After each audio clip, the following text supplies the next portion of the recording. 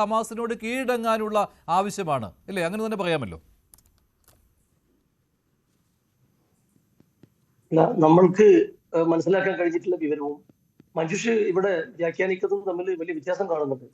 അതായത് ഒരു ഗസയിൽ ഇസ്രായേൽ നടത്തിക്കൊണ്ടിരിക്കുന്ന നരനായിട്ട് അവസാനിപ്പിക്കാൻ ഐക്യരാഷ്ട്രസഭയും ലോകത്തിലെ എല്ലാ രാജ്യങ്ങളും ശ്രമിക്കുമ്പോൾ ആ ഇസ്രായേലിന് പിന്തുണ നൽകിയിരുന്ന ഒരു വൻശക്തിയായി അമേരിക്ക ഇപ്പോ ഇത് നിർത്തിവെക്കാൻ വേണ്ടി ഒരു ഉപാധി മുന്നോട്ട് വെച്ചിരിക്കുകയാണ്.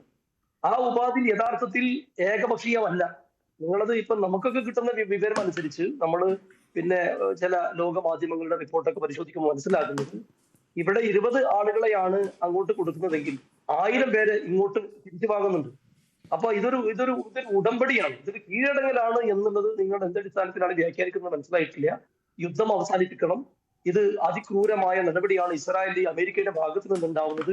ആ ഇസ്രായേലിന് എല്ലാ കാലത്തും പിന്തുണ കൊടുത്തിട്ടുള്ള അമേരിക്ക തന്നെ ഇതിന് ഇപ്പോ ട്രംപിന്റെ ഭാഷ നമ്മൾ കണ്ടു, ഭീഷണി സ്വരമാണ് അല്ലെങ്കിൽ ദുരന്ത പീഡനം എന്നൊക്കെ പറയുന്നുണ്ടെങ്കിൽ കൂടി ഇതിന്റെ ടേംസ് നിങ്ങൾ പരിശോധിച്ചോന്നറിയില്ല.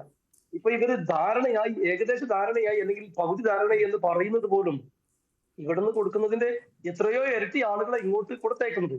അതും അതിനേക്കാൾ വലിയൊരു സംഗതി, അടുത്ത കാലത്തായി അവിടെ മരുന്നില്ല, ഭക്ഷണ സാധനങ്ങളില്ല, അതിനൊക്കെ അവസരം ഒരുക്കും എന്ന് കൂടി ഉപാധിയിലുണ്ടല്ലോ. അപ്പൊ അതെന്താ നിങ്ങൾ കണക്കിലെടുക്കാത്തത്? ഇതിന്റെ ഒരു കൃത്യമായ ഇപ്പോ ഒരു വിവരവും ഇപ്പോ നിങ്ങൾക്ക് കിട്ടിയോന്നറിയില്ല. ഞാൻ ചില വാർത്താ മാധ്യമങ്ങളിലൊക്കെ പരിശോധന നടത്തിയപ്പോൾ എനിക്ക് മനസ്സിലാക്കാൻ കഴിഞ്ഞിട്ടുള്ളത് ഇതൊരു കൃത്യമായ ധാരണയിലേക്ക് എത്തിയിട്ടില്ല എന്നതാണ്. എത്തിയത് എന്ന് പറയപ്പെടുന്നത് പല മാധ്യമങ്ങളും പല രീതിയിൽ റിപ്പോർട്ട് ചെയ്യപ്പെടുന്നത് അതിൽ ഇങ്ങനെയാണ്: 1000-ഓളം ഫലസ്തീനികളെ ഇങ്ങോട്ട് വിട്ടുകൊടുക്കുമ്പോൾ പകരമായി ഇവർക്ക് ഈ ഗസയിലേക്ക് ഈ പുനരധിവാസത്തിന് അല്ലെങ്കിൽ ഇവർക്ക് അത്യാവശ്യമായ അവശ്യ വസ്തുക്കൾക്ക് എത്തിക്കാൻ സഹായം കൊടുക്കുന്നു എന്നതാണ്. അപ്പൊ അതുകൊണ്ട് ഇതൊരു കീഴടങ്ങലായിട്ടാണോ അല്ലെങ്കിൽ ഒരു അനുരഞ്ജനമായിട്ടാണോ അല്ലെങ്കിൽ ലോകത്തിലെ ഭൂരിപക്ഷം മനുഷ്യരും രാജ്യങ്ങളും ആഗ്രഹിക്കുന്ന രീതിയിൽ യുദ്ധം അവസാനിപ്പിക്കാനാണോ എന്നുള്ള കാര്യത്തിൽ നമ്മളൊരു വ്യക്തത വരുത്തേണ്ടതുണ്ട്.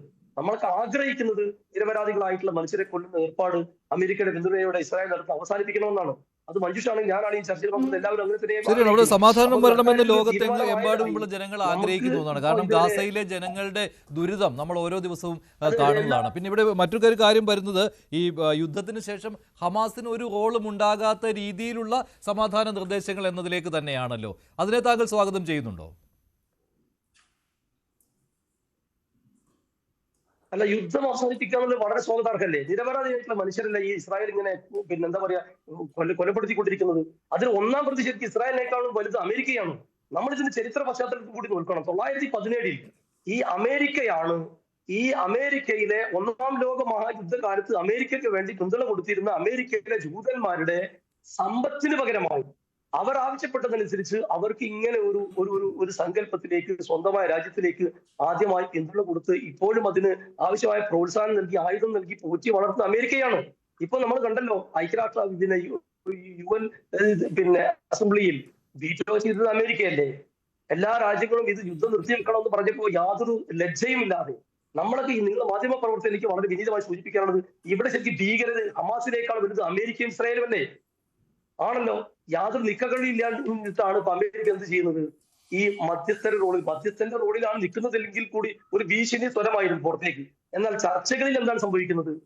ഇസ്രായേലിന് നിരന്തര കുഴപ്പങ്ങളുണ്ട്. നെതന്യാഹു വലിയ ആഭ്യന്തര പ്രശ്നം നേരിടുന്നുണ്ട്. ആ ആഭ്യന്തര പ്രശ്നം എന്താണ്? ഈ ഹമാസും അല്ലെങ്കിൽ അവരെ പിടിച്ചു വെച്ചിട്ടുള്ള ഇസ്രായേലിന്റെ ഒരുപാട് പൗരന്മാരുണ്ട് അല്ലെങ്കിൽ സൈനികരുണ്ട്. അവരെ തിരിച്ചു കിട്ടാത്തത് കൊണ്ട് അവിടുത്തെ രാജ്യത്തെ ആളുകൾ കുഴപ്പങ്ങൾ ഉണ്ടാക്കുന്നത്. അത് പലപ്പോഴും അവർക്ക് താങ്ങാവുന്നതിലപ്പുറമാണ്. അതിന്റെ സമ്മർദ്ദം കൂടി സഹിക്കാൻ കഴിയായിട്ടാണ് ഈ രീതിയിലൊരു സമ്മർദ്ദത്തിലേക്ക് ഒരു അനുരഞ്ജനത്തിലേക്ക് അവർ വരുന്നത്. ശരി, ഞാൻ ഒന്ന് ഇടപെടുകയാണ്. CMS വേണുഗോപാൽ, അങ്ങനെയാണോ? ഒരു സമ്മർദ്ദം ഇസ്രായേലിന് മേലുണ്ട്, അതുകൊണ്ട് ഇസ്രായേൽ ആ സമ്മർദ്ദത്തിന് അടിപ്പെട്ട് വഴങ്ങുകയാണ് എന്ന്? അതിൻ്റെ പിക്ചർ കറക്റ്റായിട്ട് മനസ്സിലാക്കണമെങ്കിൽ നമ്മൾ ഈ പീസ് പ്ലാനിൻ്റെ തലേ ദിവസത്തെ അന്തരീക്ഷം എന്താണ്, അന്താരാഷ്ട്ര അന്തരീക്ഷം എന്താണെന്ന് മനസ്സിലാക്കിയാൽ മാത്രം മതി. അന്തരീക്ഷം എന്തായിരുന്നു? അറേബ്യൻ രാഷ്ട്രങ്ങൾ നാറ്റോ ശക്തി രൂപീകരിച്ചുകൊണ്ട് ഇസ്രായേലിനെതിരെ നിൽക്കണം എന്ന് പറയുന്നു. അതുപോലെ തന്നെ യൂറോപ്യൻ രാഷ്ട്രങ്ങളും അവരുടെ നാറ്റോ ശക്തിയും കൂടെ ചേർന്ന് ഇസ്രായേലിൽ കാണിക്കുന്നത് ശരിയല്ല എന്ന് പറയുന്നു. അപ്പോൾ അവിടെ ശരിക്കും പ്രതിയായി നിന്നത് US-ഉം ഇസ്രായേലും മാത്രമായിരുന്നു. US ഖത്തറിൽ ബേസ് ഉണ്ടാക്കി അവരെ സംരക്ഷിക്കുമെന്ന് പറഞ്ഞിട്ട് ഇസ്രായേലിൻ്റെ ആക്രമണത്തെ സംരക്ഷിക്കാൻ നിന്നില്ല എന്നുള്ള വിഷമം അവർക്ക് നിൽക്കുകയാണ്. അങ്ങനെ നിൽക്കുമ്പോൾ ശരിക്കു പറഞ്ഞാൽ US-ഉം ഇസ്രയേലും ലോകത്ത് രാഷ്ട്രങ്ങളുടെ ഇടയിൽ ഒറ്റപ്പെടുകയാണ് ചെയ്തത്. ആ ഒറ്റപ്പെട്ടതിനെ സുന്ദരമായ ഒരു പീസ് പ്ലാൻ എന്ന് പറഞ്ഞ ഒരു ചീറ്റ് പ്ലാനും കൊണ്ടുവന്ന് ലോകത്തിൻ്റെ മനസ്സാക്ഷിക്ക് മുമ്പിൽ ഒരു മറയിട്ടുകൊണ്ട് ഒന്നാന്തരമായിട്ട് ഒരു പറ്റിപ്പണി നടത്തിയത് എന്നുള്ളതിന് സംശയമില്ല.